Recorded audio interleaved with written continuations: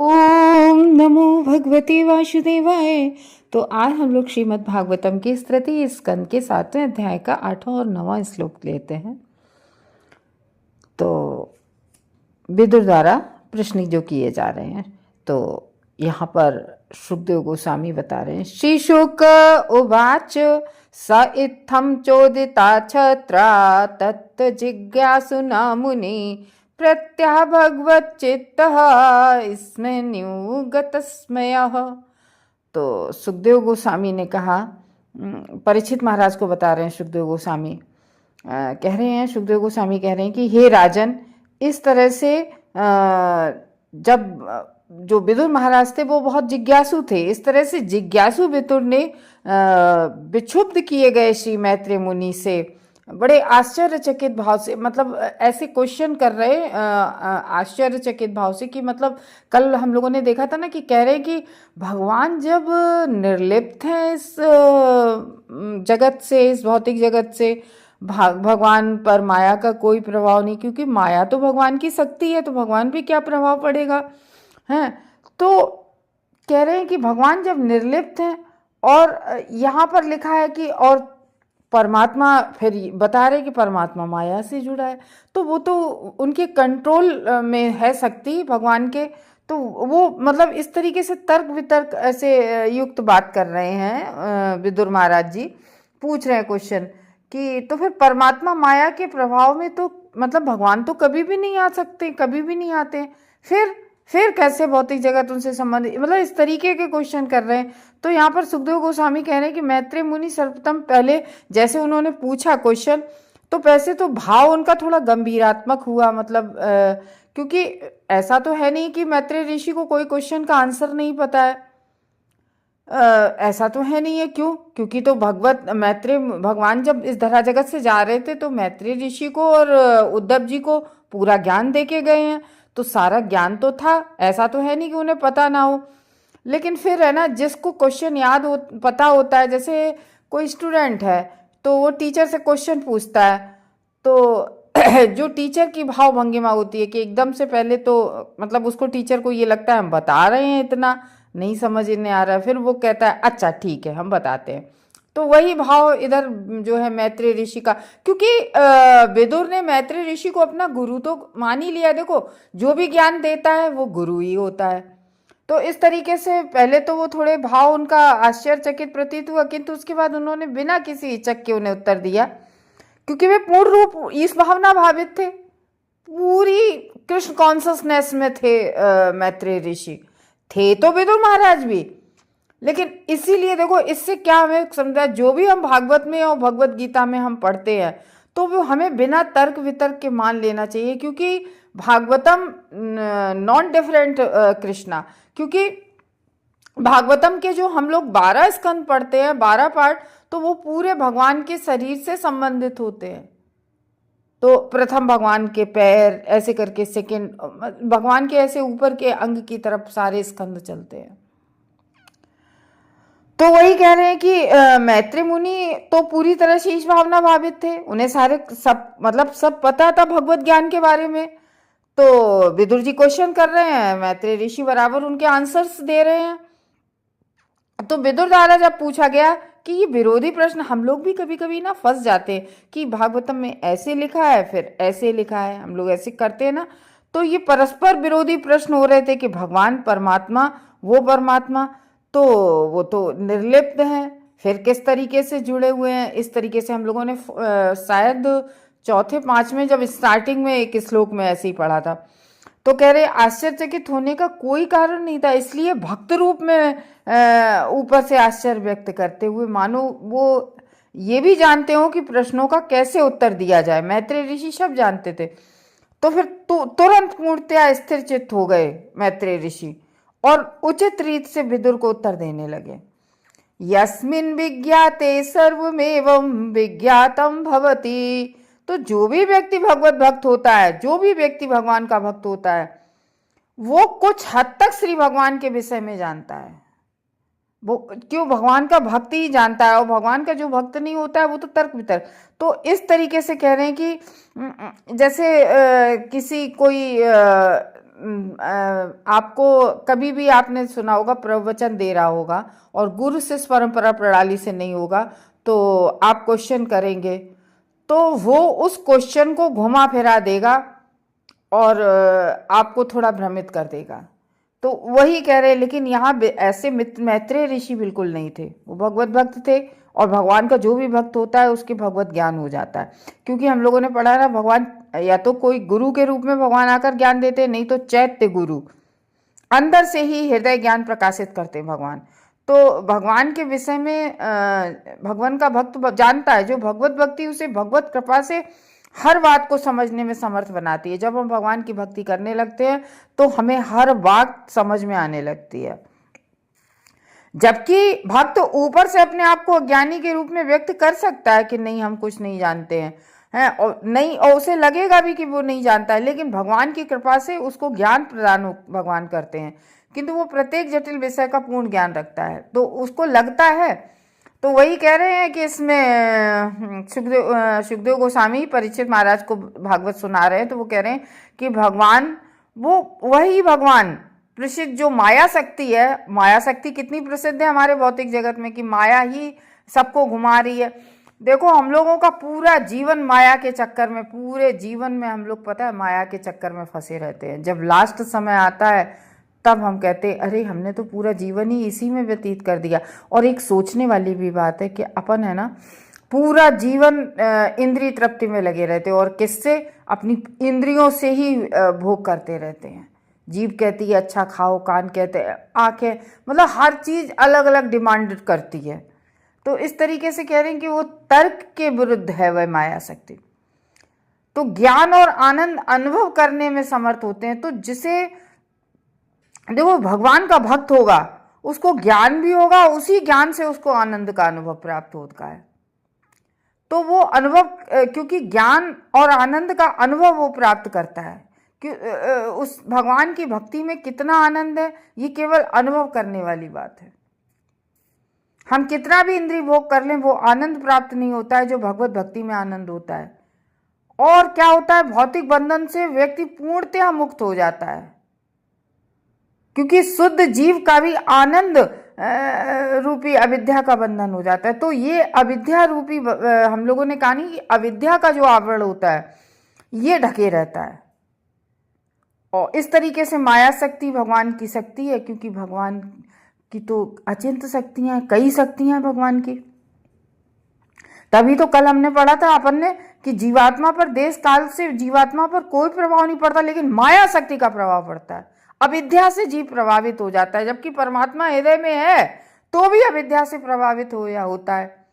लेकिन एक बात और है, अब आप ये कहो कि भगवत भक्त कभी माया से वो नहीं होता है प्रभावित, क्योंकि माया भगवान की शक्ति है, और जो भगवान की भक्ति करता है उस पर, जैसे भगवान पर माया का कोई प्रभाव नहीं होता है, प्रकृति के किसी गुण का कोई प्रभाव नहीं होता, उसी तरीके से भगवान के भक्त पर माया का कोई प्रभाव नहीं चलता है। भगवान, लेकिन ये भी है, ये भी बिल्कुल सही बात है, भगवान कहते हैं मेरी माया से कोई भी पार नहीं पार पाया है। इस जगत में हम देखते हैं ना कि कौन माया से अछूता है, बिरला ही कोई भगवत भक्त होगा जो ज्ञानी होगा। मम माया दुरत्य, तो जो माया चिंतन से भी परे है तो व्यक्ति कैसे हराएगा? हम देखते हैं ना बहुत बड़े बड़े ऋषि मुनि भी होते, वो भी माया में भ्रमित हो जाते हैं। हाँ, तो ये है कि भगवान का ही स्वरूप है जीवात्मा। हम लोगों की जो जीवात्मा है वो कभी नहीं बदलती। तो इस तरीके से नेक्स्ट में बता रहे, मैत्रेय जी बोल रहे हैं उसमें 9वें श्लोक में, मैत्रेय उवाच सेयं भगवतो माया यन्नेन विरुध्यते ईश्वरस्य विमुक्तस्य कार्पण्यमुत बंधनम। तो फिर मैत्रेय मुनि इस तरीके से आंसर देते हुए कह रहे विदुर का, कि मैत्रेय मुनि ने कहा विदुर से आंसर देते हुए कि कुछ बद्धजीव होते हैं, ये सिद्धांत प्रस्तुत करता है कि हम बद्धजीव इस भौतिक जगत में होते हैं कि परम ब्रह्म या श्री भगवान माया द्वारा जीते जा सकते हैं। कुछ होते हैं बद्धजीव, बद्धात्माएं हैं, वो ऐसा सोचने लगती हैं, किंतु साथ ही उनका ये भी मानना होता है कि वे बद्ध नहीं है। तो ये विपरीत है ना कि ये वही बात हो गई ना कि बद्ध जीव वाला कार्य भी कर रहे हैं और मान रहे हैं कि हम बद्ध जीव नहीं है। लो भाई, जी बिल्कुल बिल्कुल विपरीत दोनों बातें हो गई कि नहीं हो गई इसमें। तो वो बता रहे कि कभी कभी लगता है कि भगवान जो कि 100% आध्यात्मिक है, तो वो जो भगवान की शक्ति है माया शक्ति के कारण स्वरूप उस तरह से स्वरूप के नहीं हो सकते। तो जबकि जीवात्मा तो आनंद में डूबी रहनी चाहिए। क्यों?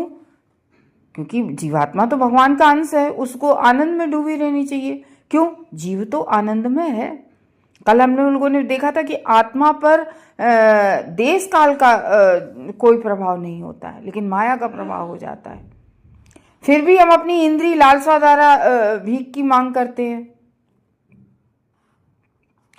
यानी कि मतलब ये हम लोगों की एक दैन्यता का भाव है ना, कि हम लोग, वो कहते नहीं है कि राजा होते हुए भी भीख मांगना, कि जब हम एक तरह से ये सोचो कि जब हमारी जीवात्मा आनंद में है और हम आनंद प्राप्त करने के लिए कभी मूवी जाते हैं, आत्मा को तो हमेशा आनंद में होती है, आनंद में होना चाहिए, फिर हम दुखी क्यों होते हैं?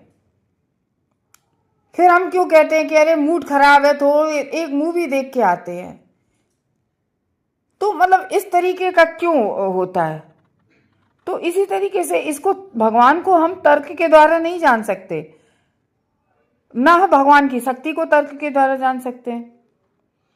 तो क्योंकि इसमें विदुर थोड़ा सा तर्क लगा रहे हैं, इसीलिए तो हम लोग, हमारे गुरु क्या कहते हैं कि शास्त्र में जो लिखा है हमें एज इट इज स्वीकार करना चाहिए। तो जो सतोगुण रजोगुण तमोगुण है, ये भी प्रकृति के तीनों गुण है, माया के द्वारा कंट्रोल करते हैं इसको भगवान। तो ये जीव की अविद्या है। जीव, वो कहते नहीं है, एक है जीव अनादिकाल से कृष्ण को भूला हुआ है, वो एक श्लोक है, कृष्ण भूलिया जीव अनादिर बहिर्मुखा अतः माया देव तारे सारा संसार। तो जीव अनादिकाल से, हम सब जीव क्या है, हर बार जन्म लेते मृत्यु होती, जन्म लेते मृत्यु होती है, माया के कारण भूले हुए हैं। क्या भूले हुए हैं? जीवे न स्वरूप होए कृष्णे न नित्य दास। जीव का स्वरूप है कृष्ण की भक्ति करना, लेकिन हम क्या है, अनादिकाल से भूले पड़े हैं। हम क्या करते हैं? अपनी ही सेवा करते हैं या संसार की सेवा कर रहे होते हैं, पत्नी की, बच्चे की, सबकी। तो ऐसा नहीं है, ऐसा नहीं कहा गया है कि हमारे जो कर्तव्य है, हमें उन्हें, ड्यूटीज हमारी है, उन्हें छोड़ देना चाहिए। ड्यूटी हमें अपनी पूरी करनी चाहिए। पति है उसकी सेवा करनी चाहिए, पत्नी है उसको देखना चाहिए, बच्चे हैं उनको देखना चाहिए, लेकिन कृष्ण को भी नहीं भूलना चाहिए। 24 घंटे में अगर आप 8 घंटे या 12 घंटे संसार को दे रहे हैं, तो एटलीस्ट आप एक कम से कम आधा घंटा तो भगवान को दीजिए, कृष्ण को दीजिए। लेकिन क्या है, अरे हमारे पास समय ही नहीं है, तो जीव भूलेया। तो उस माया शक्ति के कारण स्वरूप नहीं हो सकते, जो व्यष्टि आत्मा के ज्ञान से प्रचंड कर देती है। किंतु बात वास्तव में इसमें कोई संदेह नहीं कि माया देवी जो होती है, जो भगवान की बहिरंगी शक्ति है, वो भगवान की ही अंश है, भगवान की ही अचिंत शक्ति है। तो जब श्री व्यासदेव ने पूर्ण पुरुषोत्तम भगवान का साक्षात्कार किया था, व्यासदेव ने नहीं, ध्यान किया था, ध्यान कर रहे थे जब भागवत लिखने से पहले, नारद जी उन्हें ज्ञान दे गए, तो वो ध्यान कर रहे थे, मतलब वहीं गंगा नदी के किनारे बैठे आचमन किया, सरस्वती नदी के किनारे आचमन किया। आचमन करके जैसे ही उन्होंने ध्यान लगाया, तो उन्होंने सबसे पहले क्या देखा? भगवान का दर्शन किया और भगवान की उन्होंने शक्तियाँ देखी हैं। भगवान की देखी उन्होंने, व्यासदेव ने, कि माया शक्ति भगवान के पीछे है। तो इस तरीके से उन्होंने देखा था। तब उन्होंने भगवान की बहिरंगी शक्ति के साथ भगवान को देखा व्यासदेव ने।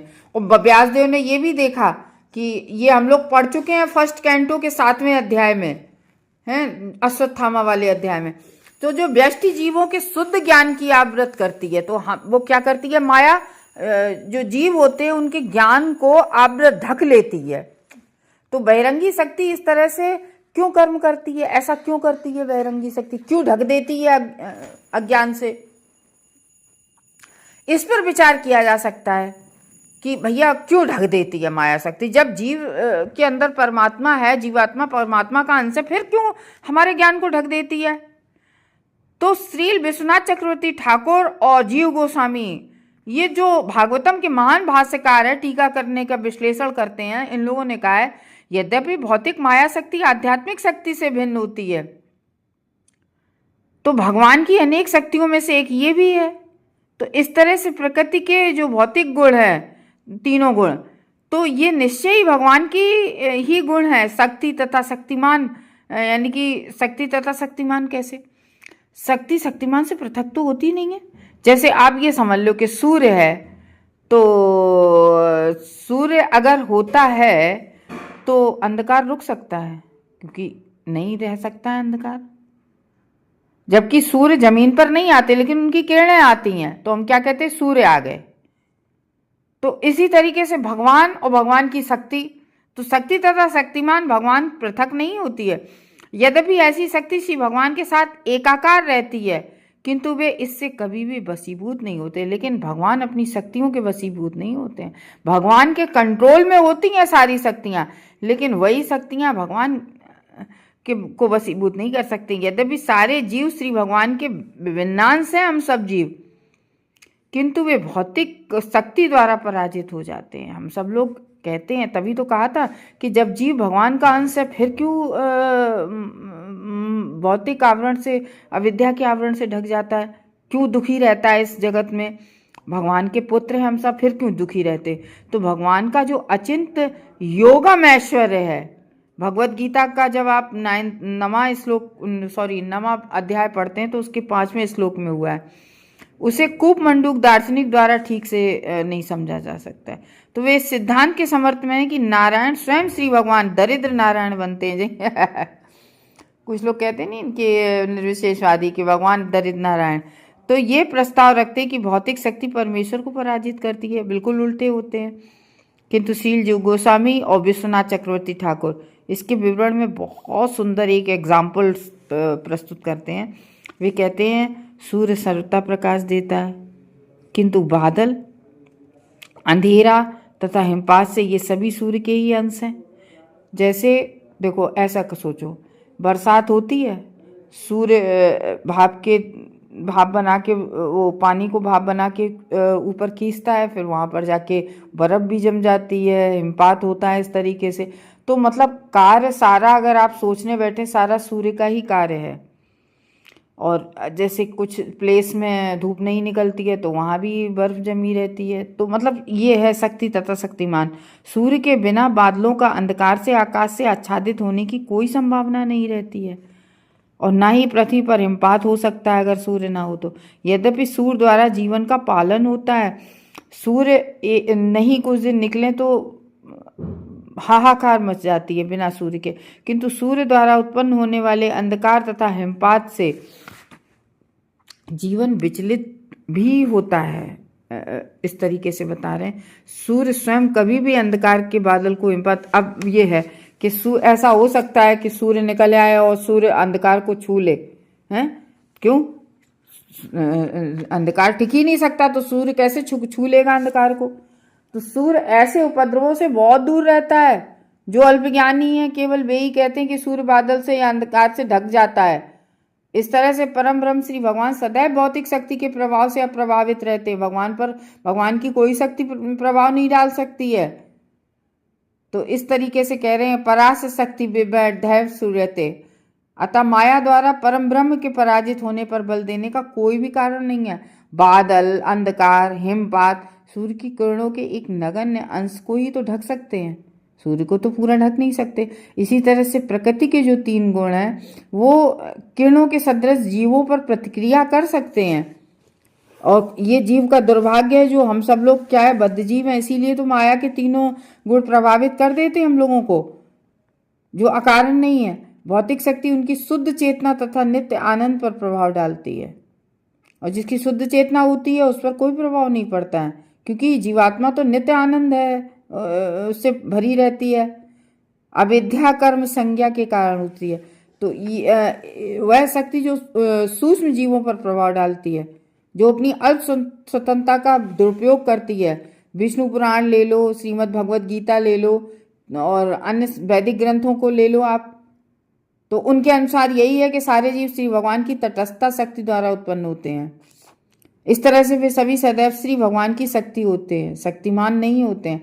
जब श्री व्यास देव ने ध्यान किया था तो उन्होंने सब देखा था कि किस तरीके से, तभी वो भागवतम लिख पाए। उन्होंने देखा कैसे भगवान है, कैसी भगवान की शक्तियां हैं और किस प्रकार से शक्तियां कार्य करती हैं। और उन्होंने ये भी ध्यान में देखा कि इंसान क्यों दुखी है।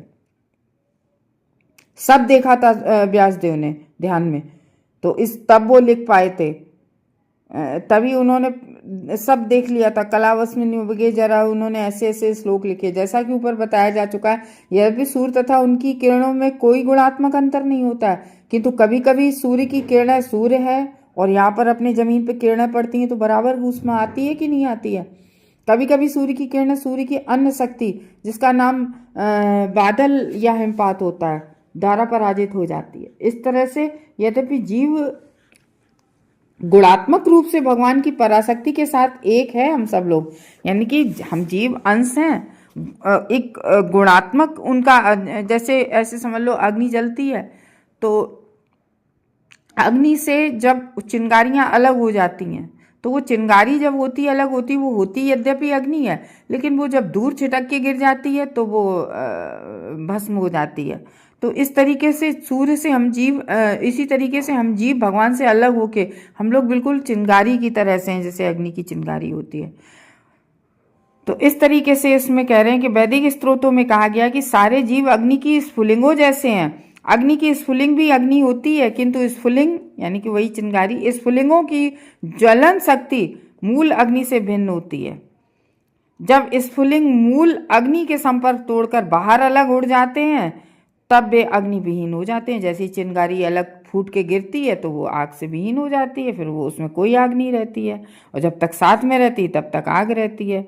तो जब इसी तरीके से हम जीव भगवान से जब अलग हो जाते हैं तो फिर वो चिंगारी की तरह से हम लोगों की शक्तियाँ भी वो हो जाती हैं कम, तब वे अग्निविहीन वायुमंडल में प्रभावित होते हैं। इस तरह से स्फुलिंग के रूप में अग्नि के साथ एक होने की अपनी शक्ति बनाए रखते हैं, किंतु वे मूल अग्नि नहीं बन सकते हैं। तो ये स्फुलिंग मूल अग्नि के भीतर शाश्वत रीत से उनके अंश के रूप में है।